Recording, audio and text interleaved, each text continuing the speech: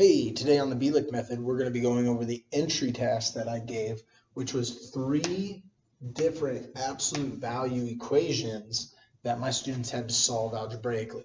Okay, so hopefully at the end we see a little something that pops into our brain and we understand because I wrote these out very specifically.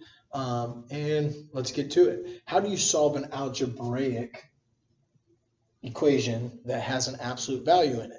Okay, I've gone over this in a previous video, and now we're going to do 3 different ones. First and foremost, we're going to treat it just like we would any multi-step equation. We're going to use inverse operations to solve. So the opposite of subtracting 9 is adding 9. That will cancel your 9 out. You now bring everything else down. 3 times the absolute value of x plus 4 equals 9. Now we have to get rid of this term of 3, which is being multiplied by the absolute value of x plus 4, because we need to isolate those bars. Okay, we want the only thing on the left side to be the absolute value bar, so we divide by 3. Divide by 3.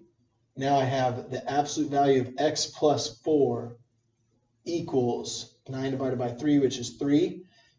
Once we've isolated these bars, the only thing that we have are 2 absolute value bars. Okay, or not 2, but really absolute value bars.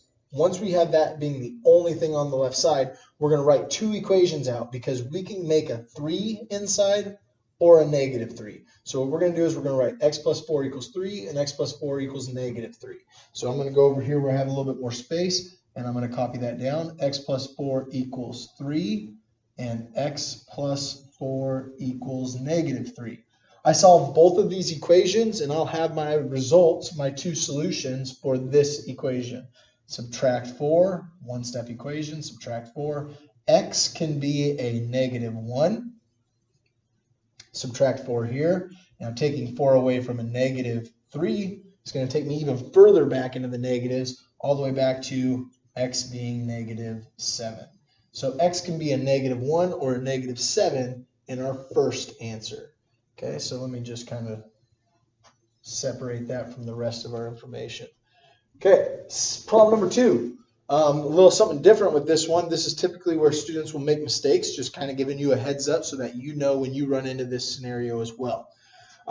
Again, I want to get rid of this +3 and that +2 to solve this or get my solution. So I take 3 away from both sides, take 3 away from 0. I'm now left with 2 times the absolute value of x minus 6 equals a -3.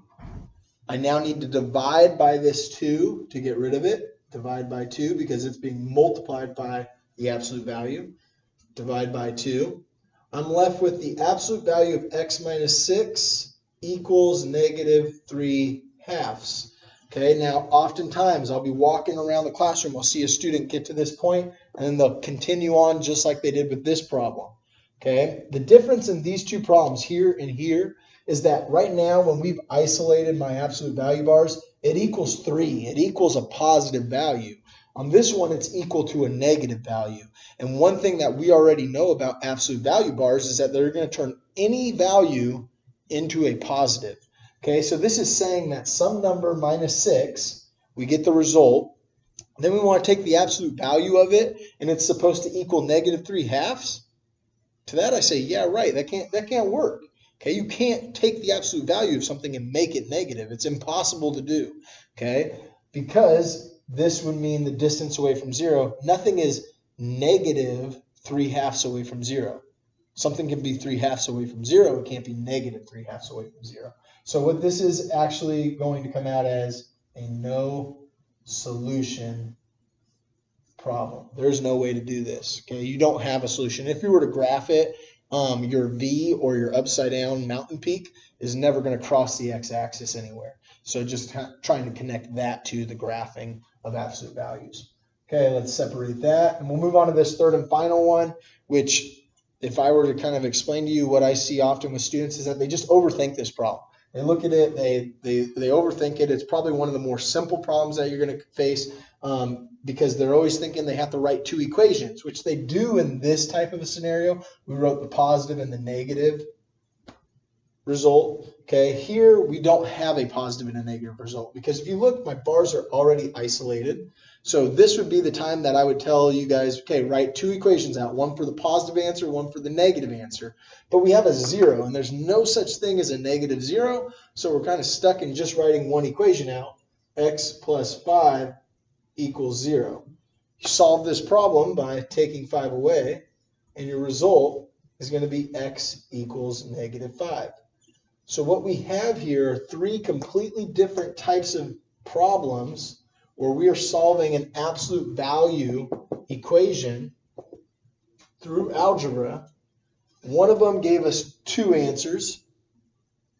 One of us came out to no solution, and one came out to 1 solution. These are the 3 types of results that you're going to end up having. And just being able to tell the difference of what each one's going to look like as you go through the steps in the work is important. So real quick review, if you have absolute value bars that are isolated and it equals a positive value, write out 2 equations, one with the positive result and one with a negative result.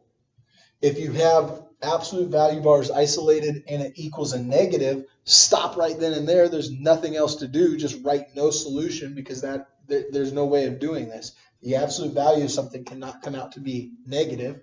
And last but not least, if it's isolated bars equal to 0, you really can only write one equation because you can't say a negative 0. Okay? Well, you can, but it wouldn't give you anything different. So, all right. Hopefully that makes sense. You guys stuck around, and I appreciate it. Good luck on your upcoming test where you're solving absolute value equations algebraically.